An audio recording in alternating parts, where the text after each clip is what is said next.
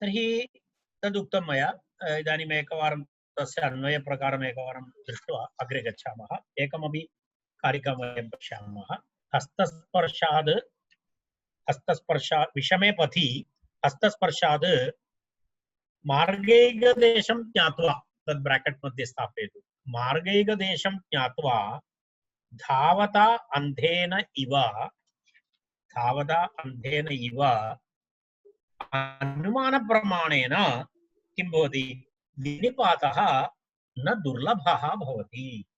भवति इति नास्ति, तदस्माभिः योजनीयं, न भवति इत्यर्थः।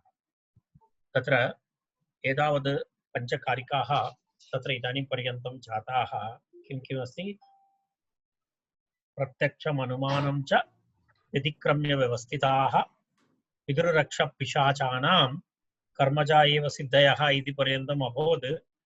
तद् किं भवति, तद् अदृष्टम् अभ्यासविषये उक्तं तत्र। तदनन्तरं पुनः आविर्भूतप्रकाशानाम् अनवप्लुतचेतसाम् अतीतानागतज्ञानं प्रत्यक्षान् अतीन्द्रियान् संवेद्यन् पश्यन्तार्षेण चक्षुषा एतदपि अभवत्। इतः तत्र इदानीम् अन्तिमश्लोकः एतस्मिन् प्रकरणे अन्तिमः श्लोकः। वस्तुतः एवं पश्यामः चेत् एतावत् पर्यन्तम् अवतारिका अस्ति। इतः परं व्याकरणस्य डैरेक्ट् तत्र किञ्चित् विवरणस्य आरम्भः भवति। अर्थात् फिलासफी आफ् सौण्ड् इति यदुच्यते तद् वस्तुतः 44 तः वस्तुतः वाक्यपदीयस्य विषयः आरभते। एतावत् पर्यन्तं वस्तुतः किमासीत्, एतावत् पर्यन्तं व्याकरणनिर्माणस्य प्रयोजनम्, अथ शब्दानुशासनम् इति अस्ति खलु महाभाष्यस्य पस्पशान्निके। अथ शब्दानुशासनम् इत्यस्य वस्तुतः एषा व्याख्या, एषा विस्तृता व्याख्या जाता। अथ शब्दानुशासनम् इत्यस्य महोदय एकं वस्तुतः प्रश्नमस्ति। तत्र स्थालीपुलाकन्यायः इति उल्लेखः, तस्य कः अर्थः? कुत्र स्थालीपुलाकन्यायः इत्युक्ते अनुमानं। स्थालीपुलाकन्यायमिति भवन्तः इदानीं भवन्तः न जानन्ति तद्, कारणं भवतां गृहेषु सर्वत्र कुक्कर्, प्रेशर् कुक्कर् मध्ये ओदनं पाकं करोति। भवत्याः मातरं पितरं पृच्छतु, पुरातनकाले एवम् आसीत्, पाकः कुक्कर् मध्ये न भवति स्म। जलं स्थापयित्वा स्थाल्यां जलं स्थापयित्वा तत्र तण्डुलं स्थापयित्वा पाकं करोति। पुलाकः नाम तत्र एकम् अन्नं।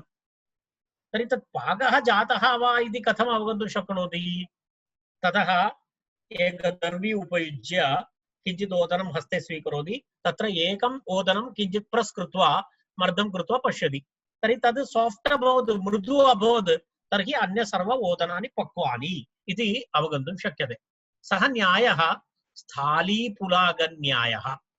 स्थाली पात्रं, स्थाली मध्ये यः पुलाकः भवति, पुलाकः इति आधुनिकभाषायां पुलाव्।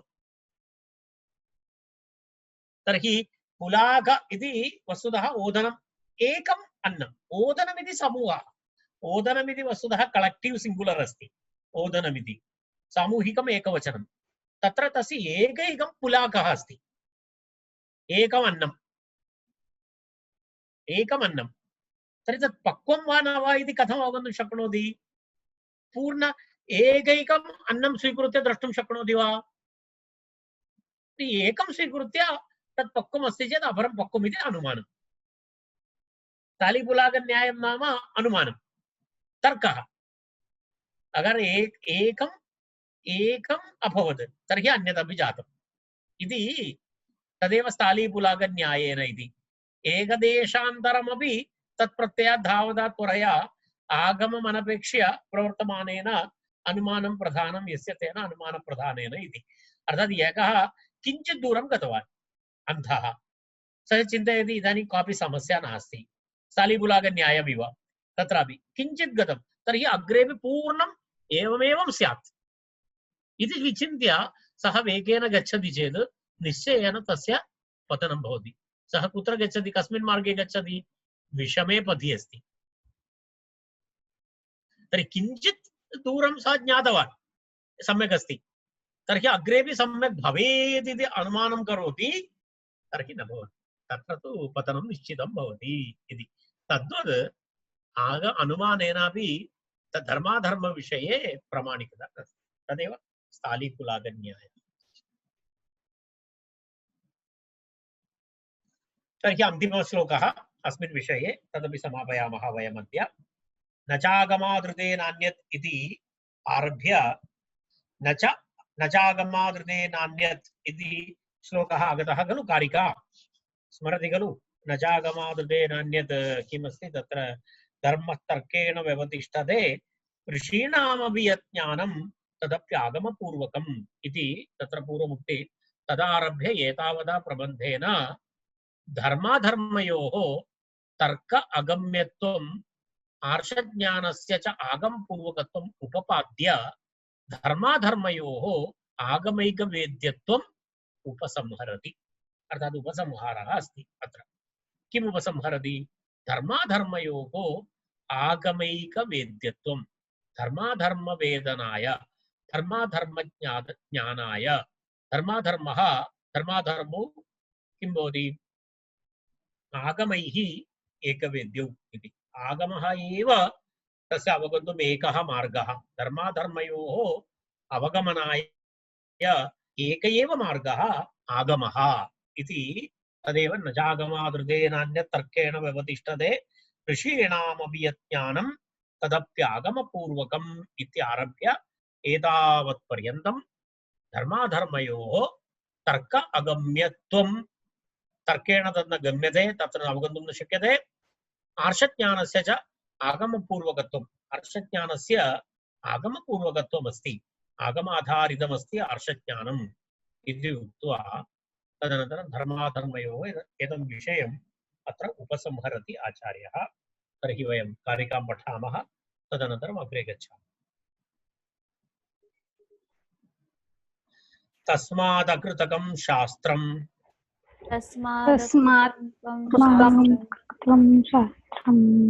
स्मृतिं च सनिबन्धनाम् आश्रित्यारभ्यते शिष्टैः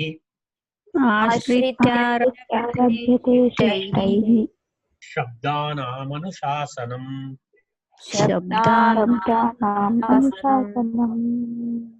तस्मादकृतकं शास्त्रं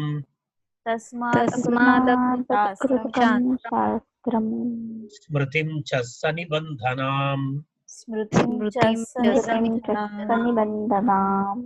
आश्रित्यारभ्यते शिष्टैः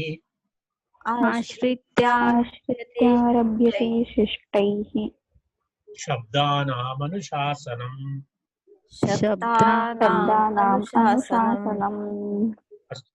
अहम् उक्तवान् एतस्य पूर्वं अहम् उपस्थापनं कृतवान्, अर्थात् एतस्य विषयः कः इति। अन्तिमः श्लोकः अस्मिन् प्रकरणे। तस्मात् अकृतकं शास्त्रं स्मृतिं च सनिबन्धनाम् आश्रित्य आरभ्यते शिष्टैः शब्दानाम् अनुशासनम् इति। तस्मात् इत्युक्ते तर्कशास्त्रस्य अव्यवस्थितत्वेन, आर्षज्ञानस्य आगमपूर्वकत्वेन, धर्माधर्मयोः आगमैकवेद्यत्वात् इति। तस्मात् इत्यत्र 3 पायिण्ट्स्। एकं तु तर्कस्य अव्यवस्थितत्वात्, द्वितीयं तु यद् आर्षज्ञानमस्ति तद् आगमपूर्वकमस्ति, तदेव आर्षज्ञानस्य आगमपूर्वकत्वात्, धर्माधर्मयोः आगमैकवेद्यत्वात्, आगमेन विना धर्माधर्मज्ञानं न भवति इति। धर्माधर्मयोः आगमैकत्ववेद्यत्वात्। तस्मात् इत्यस्य अर्थः विषयत्रयं तदेव तत्र उक्तमस्ति विवरणे। तर्कस्य अव्यवस्थितत्वेन, आर्षज्ञानस्य च आगमपूर्वकत्वेन, धर्माधर्मयोः आगमैकवेद्यत्वात् इति। तस्मात् अकृतकं शास्त्रम् कारणम् अनुमानं सुव्यवस्थितं नास्ति पुरुषकृतमस्ति तस्मात् आगमः पौरुषेयः न आगमः पुरुषकृतः न इति तत् परम्परया आगतमस्ति तस्मात् अकृतकं शास्त्रम् अकृतकं कृतकं नाम पौरुषेयम् अकृतकं नाम अपौरुषेयम् इत्यर्थः तस्मात् अकृतकम् अपौरुषेयं शास्त्रम् शास्त्रं नाम पुरुषहित उपदेशाय प्रवृत्तम् आम्नायम् निबध्यते अनेन इति शास्त्रं सनिबन्धनां स्मृतिं च आश्रित्य अर्थात् अकृतकं शास्त्रं नाम अपौरुषेयं शास्त्रं पुरुषहितोपदेशाय प्रवृत्तम् आम्नायम् इति अर्थः अपौरुषेयं शास्त्रम् इत्युक्ते पुरुषहितोपदेशाय अकृतकं शास्त्रम् इत्युक्ते अपौरुषेयं पुरुषहितोपदेशाय प्रवृत्तम् आम्नायम् सनिबन्धनां स्मृतिं च आश्रित्य तर्हि आगमः शास्त्रं पुनः निबध्यते अनेन इति निबन्धनं मूलं तेन सहितां सनिबन्धनाम् इत्युक्ते आप्तेभ्यः परम्परया प्राप्त स्मृतिम् आधारीकृत्य इत्यर्थः सनिबन्धनां स्मृतिं च आश्रित्य किं किम् आश्रित्य आगमम् आश्रित्य अपौरुषेयं शास्त्रम् आश्रित्य निबन्धनं च आश्रित्य निबन्धनं स्मृतिं च आश्रित्य अर्थात् अपौरुषेय आगमशास्त्रम् आश्रित्य आप्तेभ्यः आप्तः नाम रागादिवशादपि नान्यथावादी स्मरतु आप्तेभ्यः ऋषिभ्यः प्राप्त परम्परया प्राप्त स्मृति तां स्मृतिमपि आश्रित्य अर्थात् विषयद्वयम् आश्रित्य किं किम् एकं तु आगमशास्त्रमाश्रित्य द्वितीयं तु स्मृतिं च आश्रित्य कीदृशीं स्मृतिं सनिबन्धनां स्मृतिम् इत्युक्ते शिष्टपरम्पराचरण एतत् शिष्टानां परम्परया प्राप्त स्मृतिं च आश्रित्य तत्र लिखितमस्ति शिष्टपरम्पराचरणानुगृहीतां प्रचोदराणि यथोपदिष्टम् इत्यादि रूपां स्मृतिं च आश्रित्य तद् व्याकरणस्य सूत्रम् अस्ति प्रचोदराणि यथोपदिष्टम् इति अस्ति तादृशीं स्मृतिं च आश्रित्य इत्युक्ते प्रमाणीकृत्य शिष्टैः अत्र शिष्टैः इत्युक्ते मुनित्रयम् शिष्टैः इति पाणिन्यादिभिः पाणिनि कात्यायन पतञ्जलिभिः इत्यर्थः शिष्टैः इत्युक्ते मुनित्रयम्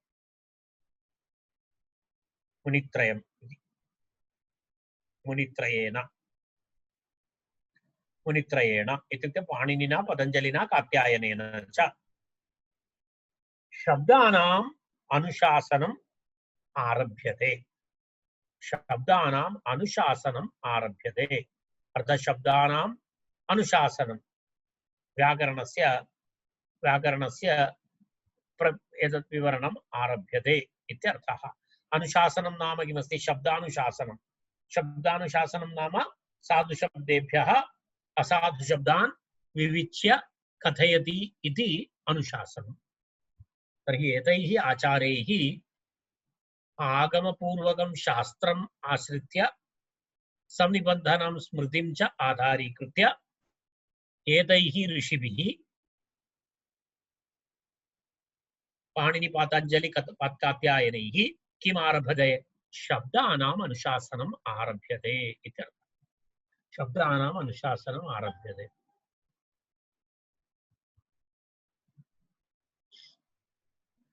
तत्र अयं भावः तत्र पश्यतु एकं वाक्यमिदः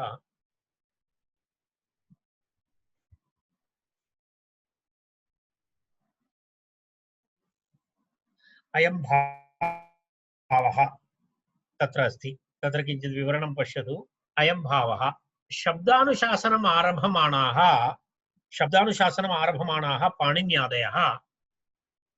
पाणिन्यादयः किं पाणिन्यादयः अत्र अत्र अत्र पश्यतु एतत् शब्दानुशासनम् आरभमाणाः पाणिन्यादयः अनादिप्रवृत्तं व्याकरणागमम् उपजीव्य एव आरभन्ते एतद् इदानीं ते कुर्वन्ति इति नास्ति पूर्वतन आचार्याणाम् अनादिप्रवृत्तं व्याकरणागमम् उपजीव्यैव आरभन्ते अत एव शाकल्यस्य शाकटायनस्य इति पूर्वागम स्मर्तॄन् स्मरन्ति सत्यं खलु यदा भवन्तः व्याकरणं पठन्ति अष्टाध्यायी पठन्ति तत्र लोपशाकल्यस्य अथवा शाकटायनस्य स्फोटायन इत्यादि इत्यादि तेषां पूर्विकाणां स्मरणं तत्र कुर्वन्ति पाणिनिना क्रियते पूर्वागमस्मृतॄन् स्मरन्ति तेपि स्वपूर्वान् स्मर्तॄन् इति अनन्तरं ते शाकटायनः वा शाकल्याः वा तेषां पूर्विकाणां स्मरणं कुर्वन्ति एवमेव इति अनादि प्रवृत्तव्याकरणागममूलभूतश्रुतिमूलक एव साधु असाधु प्रविभागः इति तस्मात् निबध्यते पूर्वैः साधुत्वविषया स्मृतिः इति पूर्वमुक्तं स्मरति खलु पूर्वकारिकायाम् आगतमस्ति तस्मात् निबध्यते पूर्वैः साधुत्वविषया स्मृतिः इति यदुक्तं तत् उपपन्नम् इत्यर्थः एतद् पाणिनिः अपि तस्य पूर्विकाणां स्मरणं करोति तेषां पूर्विकाः अपि तेषां पूर्विकाणां स्मरणं करोति एतदेवं पूर्वागम एवम् अनादि प्रवृत्त व्याकरणागम मूलभूत श्रुतिमूलक एव साधु असाधु विषय प्रविभागः साधु असाधु विषय प्रविभागः केवलं पाणिनिना कृतः इति नास्ति केवलं पाणिनिना कृतः इति नास्ति तद् एवं परम्परया प्राप्तमस्ति तस्य पूर्विकाः तस्य पूर्विकाः तस्य पूर्विकाः एवं परम्परया एतत् चलति इति एतस्य आशयः इति तावदेव तस्मात् अकृतकं शास्त्रं सनिबन्धनां स्मृतिं च आश्रित्य शिष्टैः शब्दानाम् अनुशासनम् आरभ्यते पठामः एकवारं तस्मादकृतकं शास्त्रं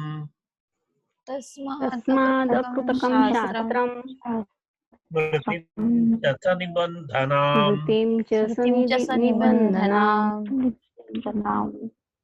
आश्रित्यारभ्यते शिष्टैः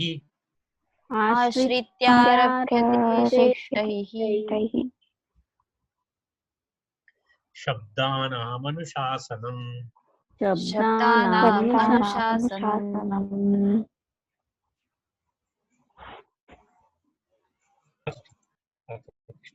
इदानीम् अद्य बुधवासरः शुक्रवासरे